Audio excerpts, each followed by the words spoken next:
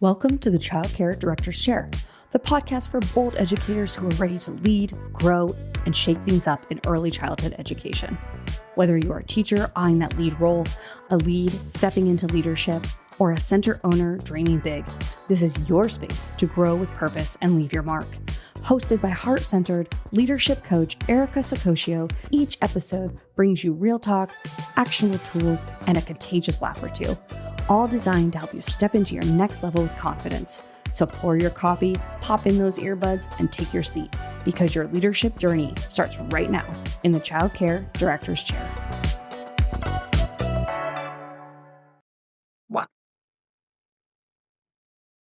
Hey guys, it's Erica with the Child Care Director's Chair podcast, and I have a question for you. Do you ever dread waking up to your phone in the morning? You know, the texts, the missed calls, the inboxes, full of emergency, full of call outs. Listen, I know you love your staff. Really, I do. Suddenly you're like trying to figure out classroom ratios. They're off for the day. Your day is a disaster. And it starts stress for everybody. Even before you walk in the door, before your first kid walks in the door, we get it. Our teachers are heroes. They're balancing work, their kids, their aging parents, and sometimes just need a mental health day. But in early childhood education, calling out also comes with guilt. Wow, we know, right? That stigma, that heavy responsibility to keep classrooms compliant. But what if there was a better way? What if calling out didn't have to feel like a crisis? And today, we're talking with someone who might just make that possible. And that's our guest, Paul Buckley from Ratio Staffing, a company that helps schools and childcare centers manage emergency staffing while keeping teachers well balanced and in, front and center so that they can also take the time off that they need without feeling bad about it. So, Paul, welcome to the show again. You're like a frequent visitor on our show. Yeah, thank you, Erica. Well, it's an honor and a pleasure for sure. I'm definitely grateful to be here again. Thank you. Of course. So, Paul, let's set the stage first. Many of our listeners are in early childhood education. They love their jobs. But when a staffing member calls out, suddenly someone has to move kids from one classroom to another just to stay compliant. And there is legal and ethical stress, not to mention the guilt that teachers feel when they need time off for themselves.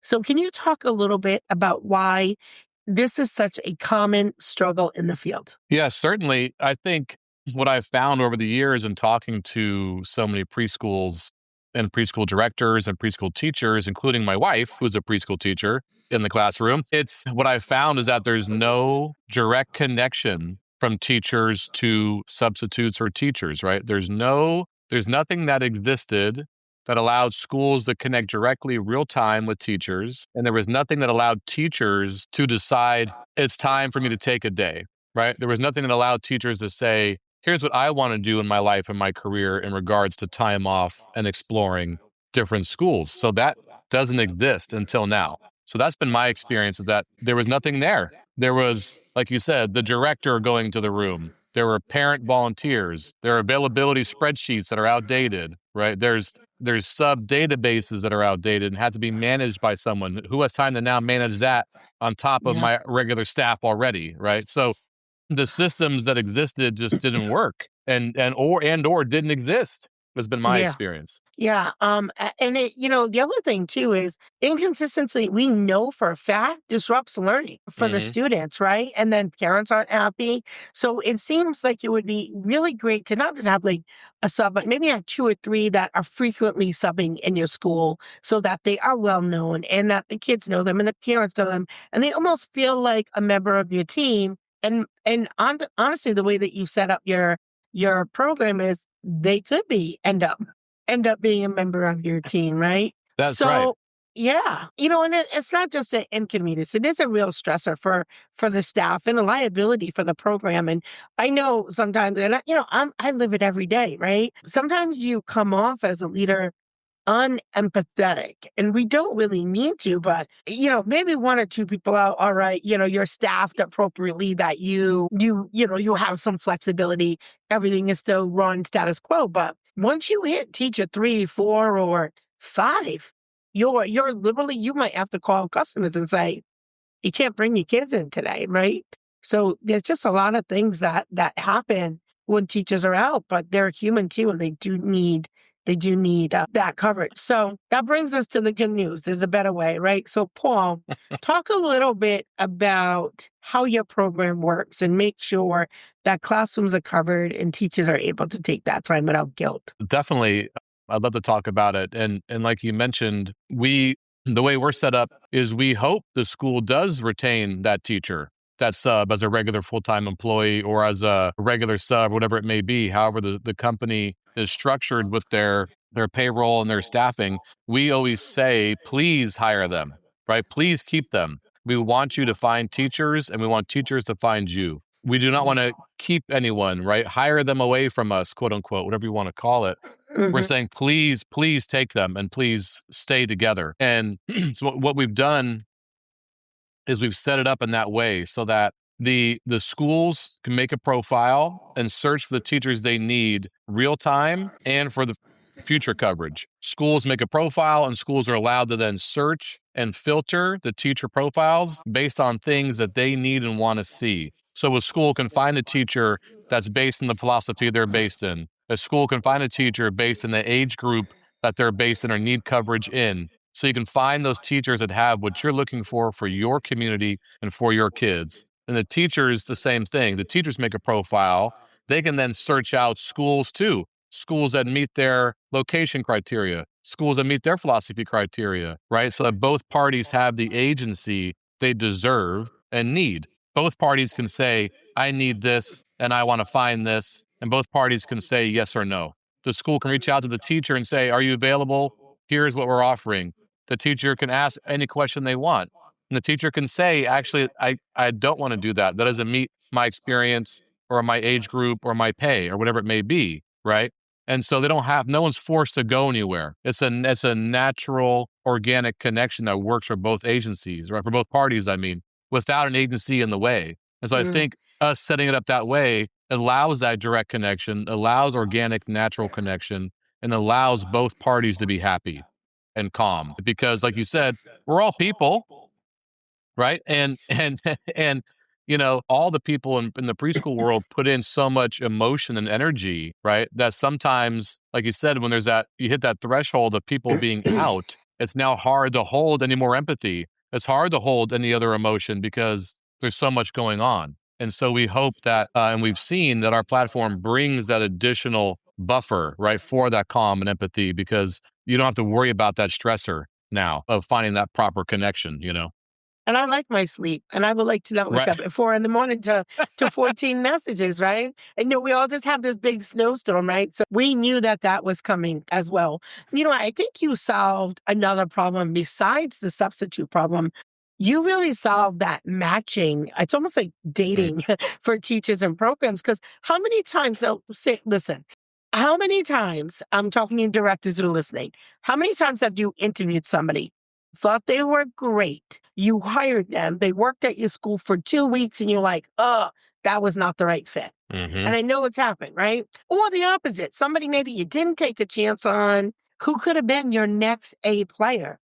And you would not have a way of knowing that. I love that you have this opportunity to have somebody come out to your program, work there for, a few weeks, as everybody does trial for 2 hours. You can't find anything out about somebody in 2 hours, right? But, a few, have them work for you as a sub for, a few weeks or a few months, depending on, what you have for availability. Sometimes, people go on maternity leave. Sometimes people, need, 4 or 5, have a little bit of an extended leave. There's lots of different ways and opportunities that I think that this system really could help. Like you said, the teacher, maybe you're a teacher who's like, oh, I really want to teach, but I don't want to teach 5 days a week. I need some flexibility. Or I'm not sure what philosophy I want to work in yet. I want to try Montessori. I want to try a Reggio. I want to try a Play-Based. So there's a lot of different opportunities, I think, with your system beyond just the substitution part. I think you really have created something pretty interesting here that could really look, differently on how programs are employing staff and how staff are, before you accept the job, like to get paid, work there and see if it's a right fit. Because it's really hard, those interviews are hard on both people. Everybody's got their best foot forward, but until you really try it out and you get in there and feel the culture or, feel that teacher's, potential and are they the right fit.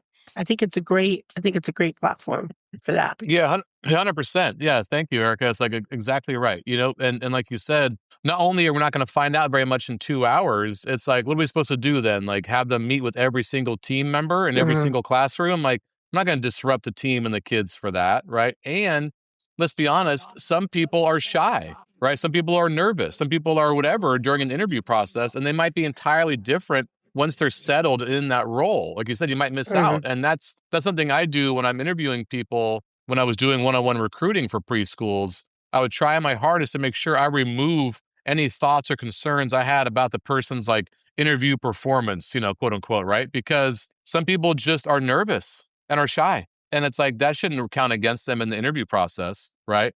But Yeah. but who has, so the standard kind of process of interviewing and seeing how it goes, like you said, doesn't necessarily work for everyone all the time. And so there's a better way, right? And this way, the teachers can get some money too and get paid and put their best foot forward in exploring the school and vice versa, right? And so why not allow all of ourselves to have that other option and that other opportunity to relax and like really find someone that meets our community and let them find their home, right? Let them Yeah. find their preschool home, and also, like you said, thinking about those who are new to the field. I don't want a teacher or a college student who's excited about working with kids, then get a job somewhere that's different, and then be soured or turned off to the field, or now afraid, and then we lose a potential future teacher simply because they just didn't go well at the interview or Yeah. didn't go well, right? We're all shooting ourselves in the foot if we do that. So Yeah. why not open it up so you can explore and really enjoy your time in the field like we want you to do? Mm. Yeah, I love that. Let's talk about the legal part of it, right? So you also have that like immediate access to qualified teachers. So Paul has worked with, state agencies or is it depending on what state you're in, or is in the process of working with state agencies to see what are the requirements needed. So this isn't like when you hire somebody off of, I won't use names, like another platform where then they have to then go get the fingerprints, go get the cants, get all those things in place. We're finding teachers that are already vetted, already cleared, already in their state's workforce registry, and where you're able to then connect them with your school. So I think that is interesting. And, every state is a little different. Paul, talk to us a little bit about the process and maybe what states you're in now, where you're hoping to go. Talk to us a little bit about that. Yeah, we make sure that anyone on the platform has met the state requirements, right, to be able to work in a classroom. So because of course we are not here to cut corners or make anything, quote unquote, efficient in that way. The efficiency is gained in the direct connection without an agency in your way, but we never are cutting corners around quality, safety, anything like that, right? And so we only work with states that have state requirements, right, for preschool teachers and state requirements for preschools.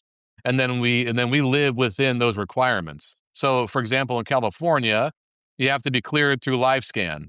You have to be fingerprinted and cleared through LiveScan before you can ever work in a preschool in a licensed preschool facility. So all the profiles on our platform in California, everyone has cleared that LiveScan, right? There's no one allowed on who's not been cleared through LiveScan. There's no one allowed on who has not worked in preschool and or has some units and working toward that career goal. So we review every profile, right? I'm always careful to say we don't vet them in the sense of ensuring they're a good fit for anyone, because anyone Mhm. can be a good fit for anyone. That's not up to us. I feel like Yeah. it's right. The school determines who's best for them. I don't tell you who's good for you, right? But we do ensure that they have vetted in the sense of they meet state requirements. So for Rhode Island, for example, you have to have your workforce agency number provided to us and your RISES account complete prior to being allowed on the platform.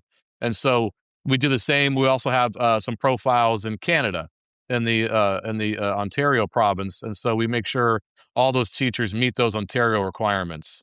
And so we gear and set up the system up to per region. When you select when you make if you're a teacher and you go to make a profile, you select your region. Once you select that region, the requirements for that region then populate for you, and you then fill those fields out. If you meet the region's requirements, you're allowed on the platform. If not, we can't have you on yet, right? Like for that quality and safety concern of the children first and foremost. So that's always front of mind for us. And we also want to make sure, again, that front of mind for us is the flexibility per region and the needs per region. So luckily, my tech partner is fantastic, and he is fully on board, of course, with this, being a father himself, that we want to make sure each region is safe and has those requirements built in. Yeah.